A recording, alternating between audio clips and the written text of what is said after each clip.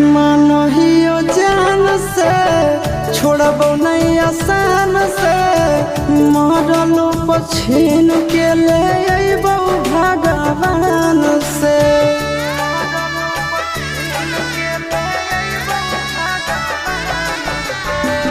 मानहियो जान से छोड़बो नहीं आसान से मरलो पछीन के ले अइबो भगवान से।